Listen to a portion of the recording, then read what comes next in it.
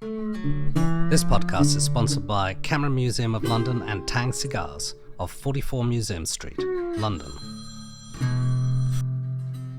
Welcome to a Fish Out of Water podcast. This is your host, Richard Lipman. Today, we are interviewing Lydia Kavina for a full demonstration of the theremin, performed and shown by virtuoso Lydia Kavina.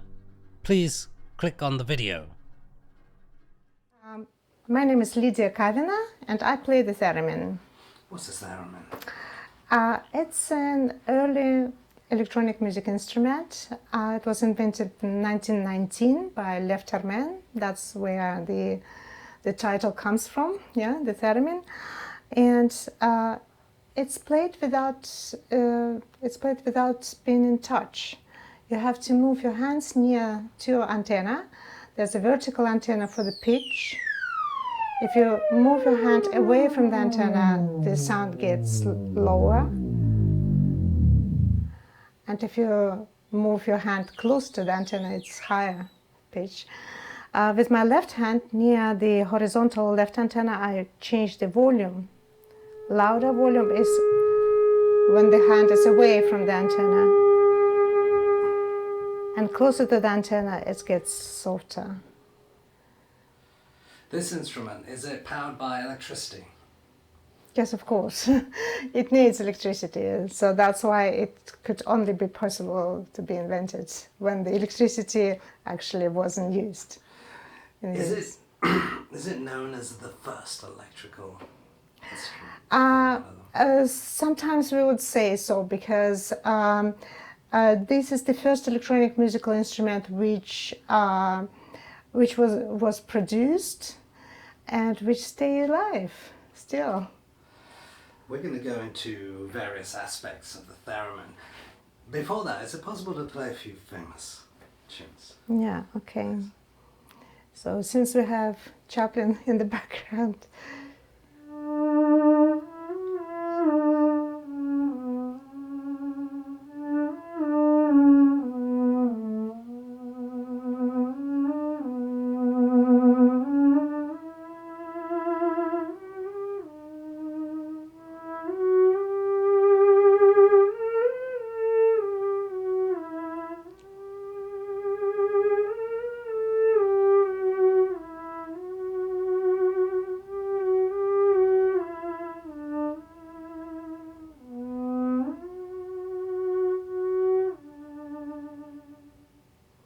That's beautiful. Is it that your body is fully immersed?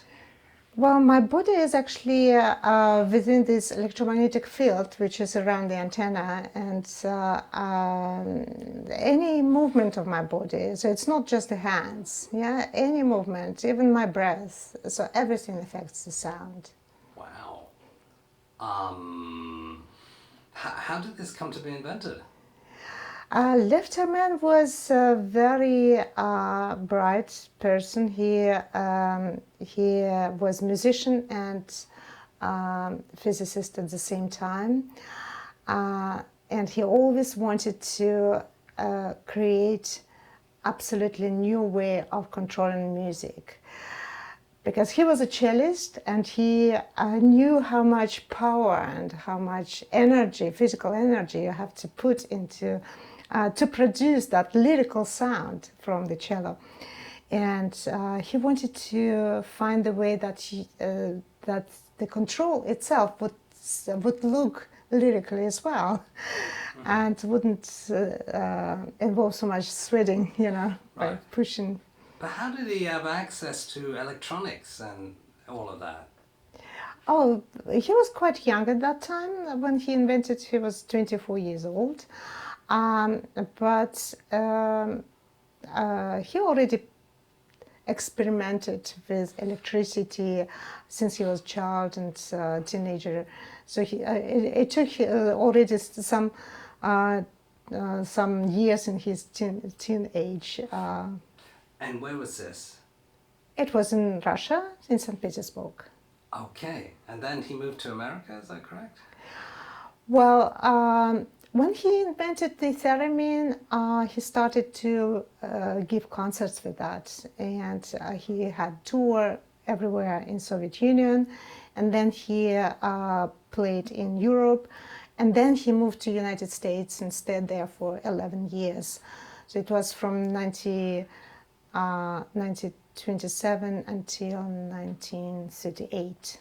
And the reaction in the Soviet Union, what was it when he invented this sound? Well, actually that belonged to the time very well, because that was the time of changes in everything, politically, economically. When? And well, that was the time of revolution, Soviet Revolution. What year was that? The revolution was in 1917, and the invention was in 1919. So it was the time when culture people wanted to explore new ways in the arts, in music, everywhere. So that really,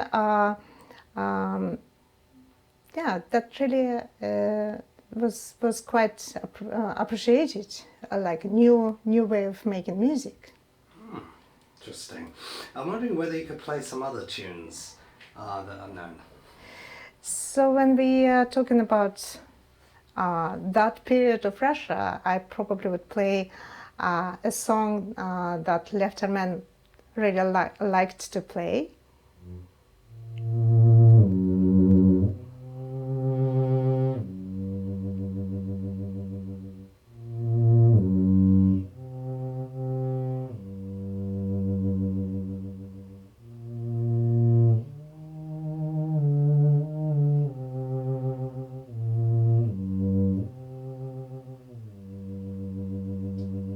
This is Volga Botman's song. That's fantastic. There's a few others, right, as well. Later on, the Beach Boys and Good Vibrations use something. That's right. It's a Good Vibration song by Beach Boys. When they recorded it, they asked Robert Moog to make a special theremin for them that would be easier to play. So in the end, they couldn't really move in the air. They had to slide on some scale to produce this melody. But the sound is of the theremin.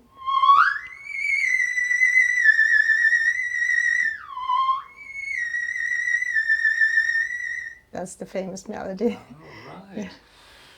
What's the connection with Robert Moog and the theremin?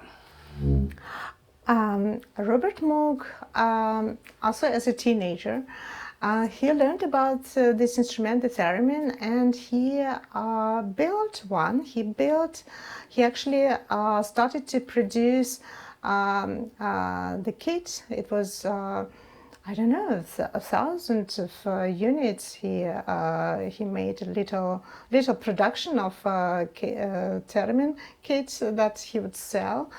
That was his start, actually. That was his first instrument that he built in this electronic music. And that actually evokes his love to electronic music. And then during his whole life, he was always building the theremins. Even during his synthesizer invention, he built several designs. And then in 1990s, he returned to build only theremins for a while. Because that was the time of live electronic, and he understood that the time of the theremin comes again. So that's why most of instruments reliable and available today are by Moog Music. What was Professor Theremin's reaction when someone else was building his machine, commercializing it, making money from it, but also making it accessible? What was his reaction? Well, it was much later in the time, of course.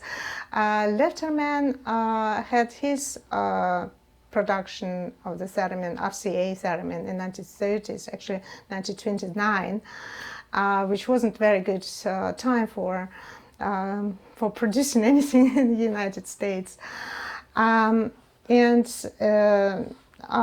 then Theremin was returned back to Russia and had a hard time, was sent into prison, then was pretty close from the society, working for KGB and under secret projects. So that there was this whole time when he wouldn't be able to develop the theremin, you know. So when Robert Moog did his when Robert Moog did his production, it was in 1950s, when Letterman was absolutely actually, it was unknown that he is still alive, you know, so the theremin would be forgotten if Robert Moog wouldn't do this production, you know. And there was such a war between those two worlds, that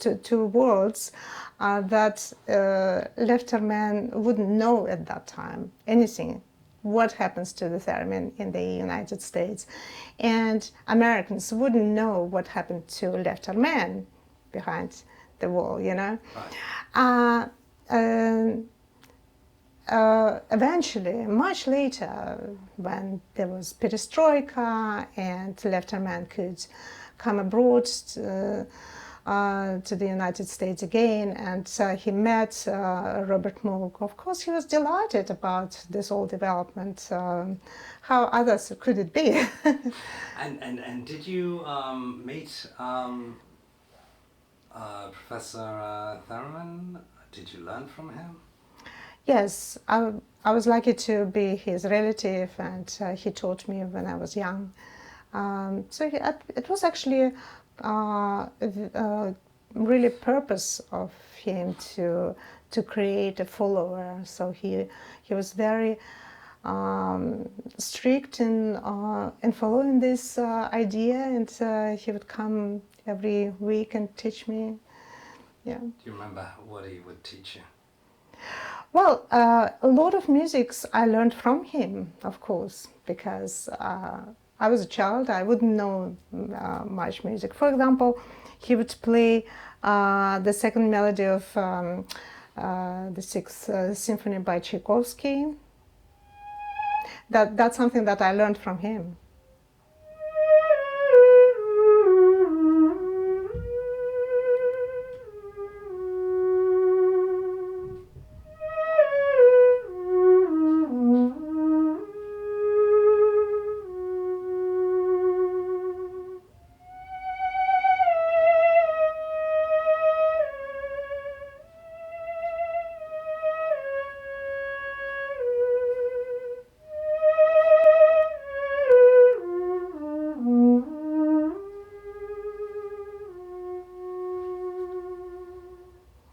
So Letterman called this melody the melody of love. That's what I learned from him. And how would he teach you? First, did he teach you scales? How did he teach you to be disciplined? His way of teaching was a lot of patience, you know. The theremin is actually difficult, of course. If you start learning it, you play so long out of tune. So someone teaching has to have a lot of patience. And that's what Letterman had. His way of teaching was to bring the love to this instrument. It's not about scales, no, it's not about hard work. It was about playing music together, or he would sit in the armchair, and I would play for him. So a very simple way, you know, without any pressure. That was his way. Do you remember what you played for him? For example, Ave Maria by Schubert.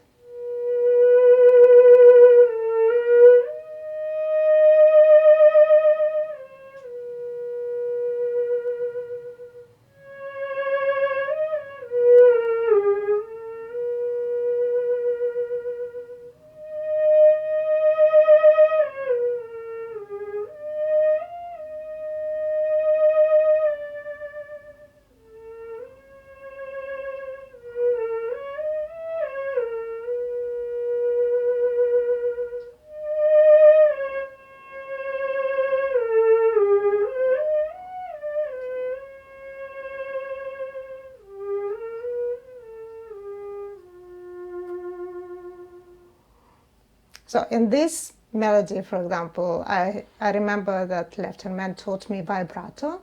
You can hear that the theremin does this type of vocal. Can you show us? Yes, vocal or violin vibrato. So when you do not play just a cold sound, but vibrate.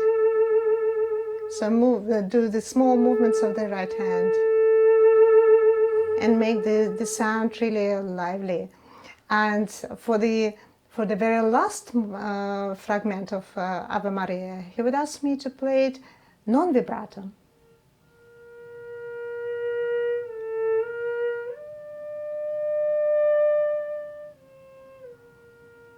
So that would be the ending. Wow. I see that you're moving your right hand. You're moving certain fingers like you're holding a guitar. Is that right? Or... Yeah, this is always the question that comes. Of course, I move my fingers, so the instrument doesn't see what I'm moving. I can move my head, anything, my elbow. So the instrument would react to any movements. But of course, with fingers, we can move quicker. Yeah, so we can play more virtuoso, more precise. And for that, there's a finger technique developed by Clara Rockmore, a student of Theremin. She was actually the best theremin student in 1930s. So she started to move fingers towards the antenna. So not just the whole hand, but opening the fingers from closed position to the open position. And that makes opening the hand, actually. So you open the hand towards the antenna. And that's how everything between those edge positions are as many finger positions as you like. Yeah, 10, 100. Do you reckon you could play us the start track? Because I'm thinking... The start track was actually in the movie, was sung by vocal. But it sounds so much like the theremin. So this idea was in the air that it should sound like the theremin.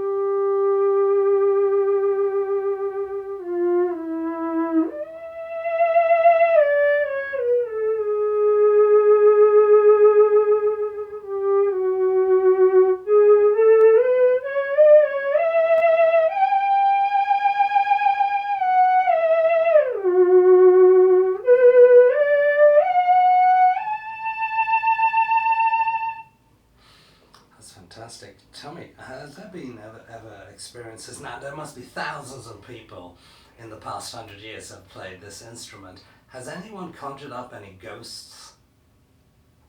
To what? Do you mean? By playing the theremin, like the attracted, sounds, sometimes sounds, or the unnatural, or the supernatural. You can hear the ghosts when you play two theremins together, for example, or you play with in the duet with sopran, for example, and play very high in very similar frequencies. Then you would hear the third sound coming like a ghost arising in the... Has anyone ever experienced any supernatural phenomena? That's something, this idea very often comes, that the theremin should be somehow related with other materials. And I've been sometimes asked for composing music for like other planets or for meditations that should bring some maybe some connections, but I think in general the theremin belongs to everything in this life, to any kind of music, to any level of life, and it depends on a particular person who wants to hear or wants to play it, you know. Back in the day in Russia, what was Stalin's reaction to the theremin? Stalin, I think Stalin, we don't know the reaction of Stalin. We know that Lev Theremin played for Lenin, Vladimir Lenin, in Kremlin, and Lenin's reaction was very good. So it was in 1922, and he said, this is the new way for proletarian music. Electronic music is the new way, because electricity plus proletarian dictator was the idea of Lenin, and he gave this he gave this order to Lev Theremin to go and play concerts everywhere in the country.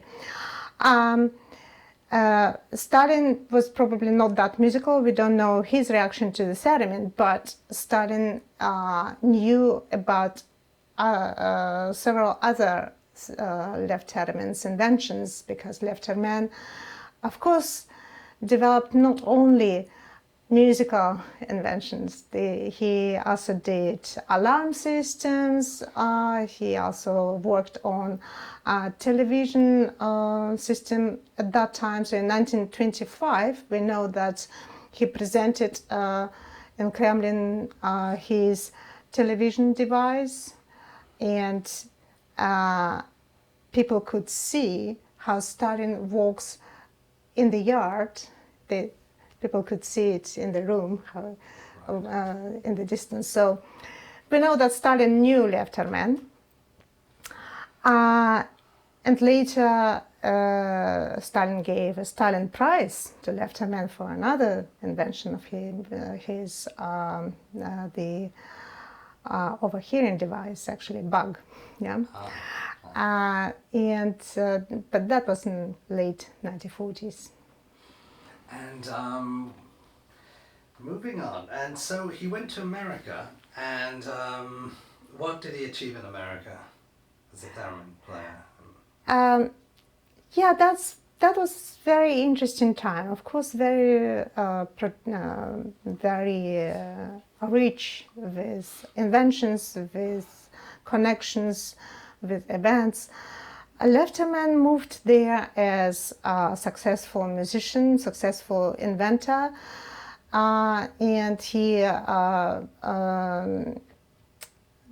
created a studio in Manhattan. He had students, dozens of students. He organized concerts where his students played in the ensemble, large ensembles like 10 theremins, 16 theremins. They played in Carnegie Hall. And his studio, of course, he had labor for his other developments, and this labor was called Teletouch Corporation. That explains one of his projects, Teletouch. So to transfer touch scene through the distance. So there were, of course, there was a lot of work, and at the same time he stayed Soviet citizen, and his second life in the parallel was that he had to inform KGB about everything he learned everywhere in the high society he was. So that was unfortunate, but perhaps others couldn't be possible for him to move around. Right. Yeah. So because of his fame within that musical instrument, and well, I'm wondering whether the American sort of military were interested in him as an inventor as well. So at least he did some inventions for American prisons, for example. There were some securities and some alarm systems that were in use, yes. And also the automatic doors in Philadelphia rail station, for example. So. Oh, okay. Were the doors just? Just open. What we know now so well. Yes, that was Theremin. So most of his inventions were working in the distance, like teletouch, television, the Theremin. Right. Interesting. Right, and what are the technicalities of the scale? For example, can you show us a scale? The scale on the Theremin. Yes. Yeah.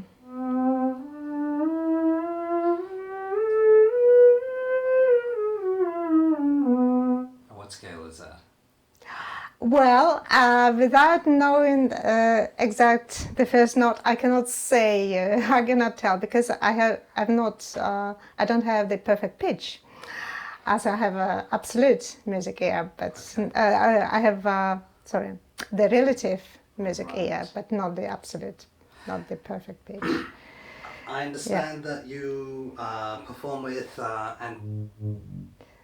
So you're doing another one. No, I just have to tune it a little bit because it gets warmer. Oh, okay. You have to tune the instrument. Yeah. Okay. Yeah. And you perform. Tell us about your journey in music. Well, I was classically educated. I had in Russia? Yes, in Russia. I was born in Moscow, and that's why I actually knew Theremin, who also lived in Moscow in his later times, and I learned. I studied at music academy and then conservatory, piano, music theory, composition. Was it strict? Did you have to know everything? Was it strict? I mean, the teaching. How were you taught? Strict teachers. So I had so many different teachers, of course.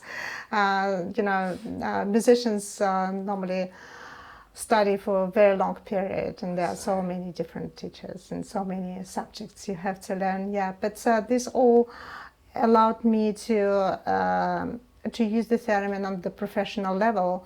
In particular, when you have composers who write for the instrument, they contemporary composers sometimes write really difficult, so you have to be able to hear it, everything, and be counting. Do you need to be able to read? Yes, of course. Read the music. How can you be a professional musician and not read music? Absolutely. in the rock world, there are some musicians that can't read music. For example, I mean notation, stuff like that. They'll know keys and scales. They would benefit if they can. Yeah, if they could, it would be for their benefit, really. Is there anyone else in the world that plays the theremin? There are many thereminists today. Yes, I would say the popularity of the theremin grew in the recent 25 years, about like that, maybe 30 years.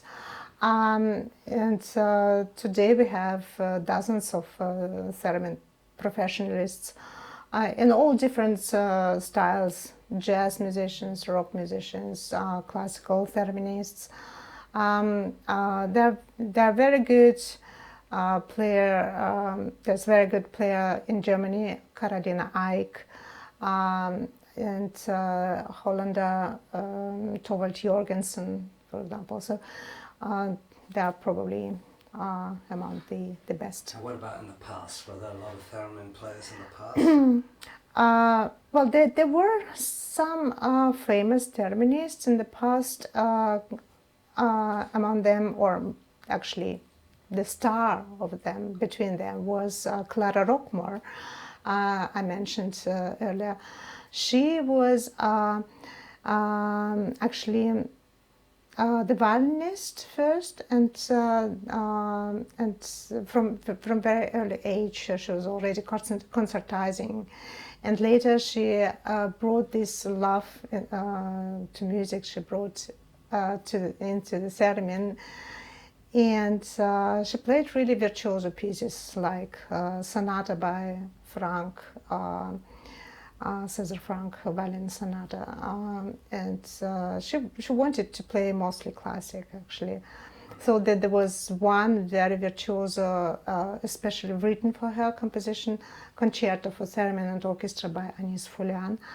So that was in the past, but there was also a very interesting figure, Samuel Hoffman, who played the theremin in most of Hollywood movies at that time. Like which ones? For example, Spellbound by Hitchcock, The Day the Earth Stood Still. That probably exactly the sounds that most of Americans would know the theremin from those movies. I imagine that by his performance by Samuel Hoffman. I imagine that it was quite suspense. Do you remember it? The sound, yes. So, for example, Spellbound is like.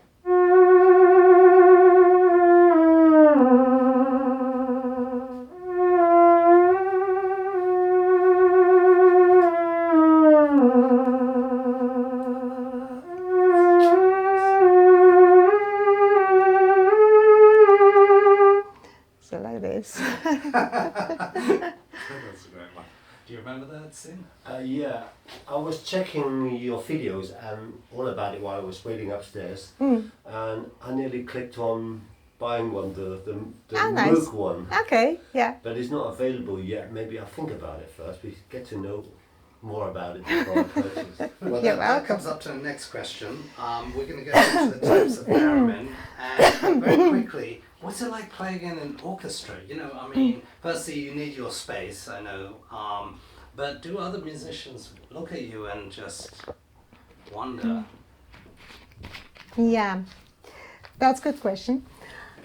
Playing in the orchestra, the first difficulty is to find the sufficient space, because the theremin needs space. You see, I have to move everyone in the orchestra at least 1.5 meters so that they don't affect this field. And this is for... I'm going to get a bit Yeah, closer. you can... Yeah, that's you. And this is absolutely new for other musicians, because they normally they would need space. So if they see space, they would feel it. But nowadays musicians are mostly in knowledge about the theremin, so they would know about it. There's another thing, there's a lot of information about electrostatic stuff, you know, everywhere is electrostatics, and that's quite interesting. Yeah, well, the theremin can be affected by other devices, like by dimmers of the light, for example. So sometimes we have to to fight with interferences that comes, and so that there are some ghosts around this Sure. antenna. Then Tell us about the different types of theremin. sorry. A little bit more water. And this is my friend Alina, by the way. She's one of my students, so she plays the theremin too. Fantastic. Tell us about the different types of theremin. Well, as as any musical instruments, some theremins are more professional, some are less. Well, there's actually a big variety. You can buy a pocket theremin that is very little one, and that would have just one antenna, so like to show focus pocus, yeah. And Sorry, what's focus pocus? focus pocus like this. Kids would love it. Yes. For example, the Russian wooden doll Matryoshka. The Japanese factory Mandarin Electronics, they buy Russian dolls and they built in the theremin inside. And this is very popular in Japan, and it's called theremin. So the theremin inside the Matryoshka. Can you show us how it sounds? So that sounds actually the same way as the theremin, maybe just smaller range, yeah, like range up to here, about like that. But because there's no volume control, they would have to play all the time, like starting from glissando from zero frequencies, like.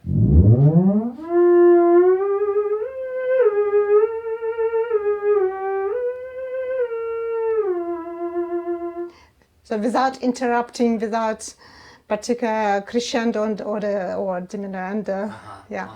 So this would be a theremin. On another end, there are professional instruments like this one. This is T-Vox Tour, built by Georgy Pavlov, which is my husband. So it was built in Moscow. Little production for 150 units. It's already some age, about 25 years old. Is it still available? Well, only second-hand. So it was built at that time, 25 years ago. So another very professional instrument by Moog, for example, is called Easywave Pro, so professional. Also, it's not in the production anymore, but if you find the second-hand, that would be one of the best instruments. Yeah. What are we talking? They would range of thousands of dollars. Yeah. So such instruments, professionals, they cost thousands. But today you can buy more recent and simpler designs, which are not that professional, but good for start. For example, Easywave Theremin by Moog Music, and Theremin by Moog Music. But there are also some new interesting developments where there's much more digital technology inside. For example, DLEV. DLEV is new development, new project where you actually get the details and can assemble it yourself, but you can program it to your needs. So if you know your needs, if you can put it all together, then there's a perfect instrument. For the absolute beginner, which Moog would you? Easywave Theremin. That's how the latest Moog Music production theremin use. Yeah, Easywave Theremin. What about the theremin? What's the difference? Oh, theremin is smaller. That's why it's called theremin. And it has a lot of synthesizer sounds in it. So you can really play with noises or strange sounds. So it is half theremin, half synthesizer, let's say. Nice. Interesting. Yeah. But the Easywave Theremin Moog is more traditional based. It's more traditional, yeah. Are we talking in the thousands, that one, or hundreds? No, I'm not quite sure. It may be something like 500, something like that. Okay, interesting.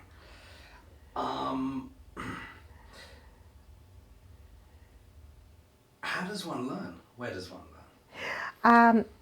Well, the theremin is different than other instruments in the way that it is not important to be a child to learn it.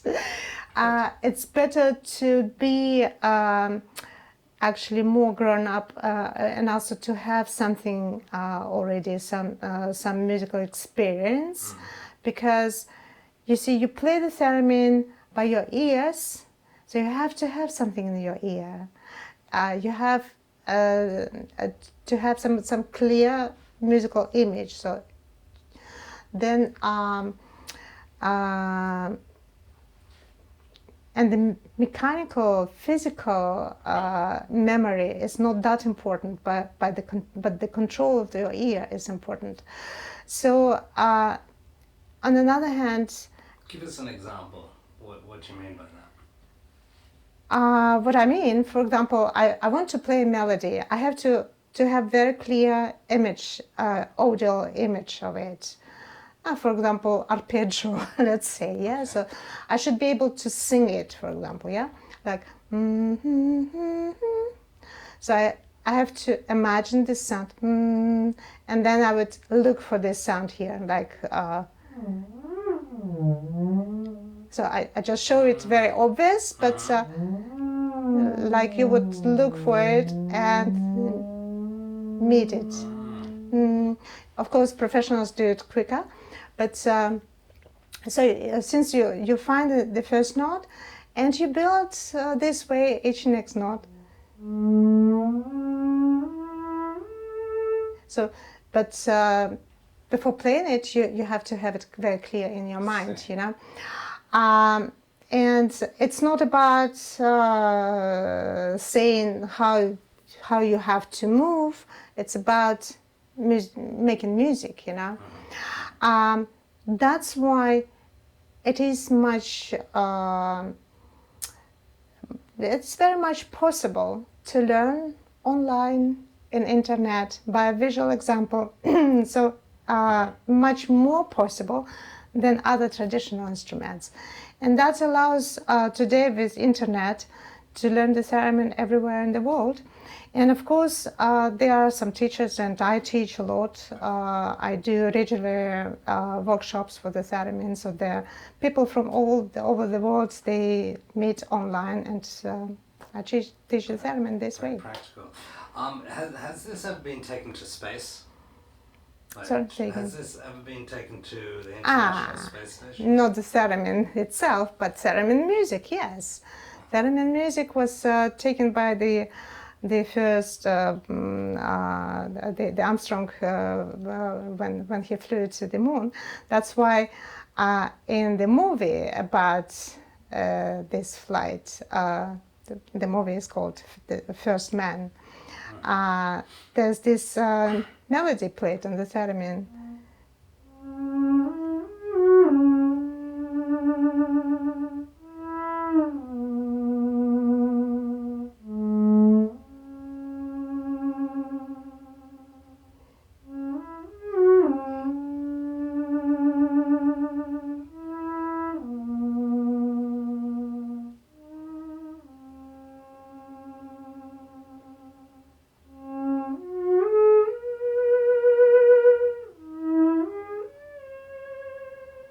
So, by the way, the composer Justin Horwitz played this melody for the soundtrack by his own. Wow, that sounds amazing, and I've heard of it. I've heard that. Any documentaries you can recommend or films? The best documentary about Theremin and about his story, but also with a lot of playing Clara Rookmore in this movie, is by Steve Martin. Documentary was created in 1993, and it's called Theremin, an Electronic Odyssey. The premiere was in Channel 4 in the United Kingdom. Wow. And what about you? What's the future? What are your plans, music, and what are your plans for the future? Well, plans are to teach more students and to play more new written music, because it is the only way for me to open new possibilities of the instrument when I play more and more written, especially music written for this instrument. Each composer brings something new. And what are your favorite moments to perform? I mean, do you like performing live or in the studio or composing? What do you like to do? I like to play live. Yes, the theremin is such an attraction to see, you know. So it is a special moment for audience to see and to be amazed. So it is really worth seeing live. Thank you very much, Lydia. Any final words, comments? Well, just going to listen to more theremin music, and I learned this very unusual way. Yeah. Thank you very much. Brilliant. I'm definitely going to get one. Which one? So you recommend the easy wave, right? Even though it's a bit more expensive. Yeah, well, Theremin, for you, I would recommend Theremin, because Theremin would give you more effects, you know. Oh. Yeah. Stuff like that. And the other one less. The other one's more like the other one is more classical way. Yeah. Okay. Thank you very much. This podcast is sponsored by Camera Museum of London and Tang Cigars of 44 Museum Street, London. Thank you for listening to a Fish Out of Water podcast. This is your host, Richard Lipman. Should you have any questions, comments, or suggestions, please get in touch.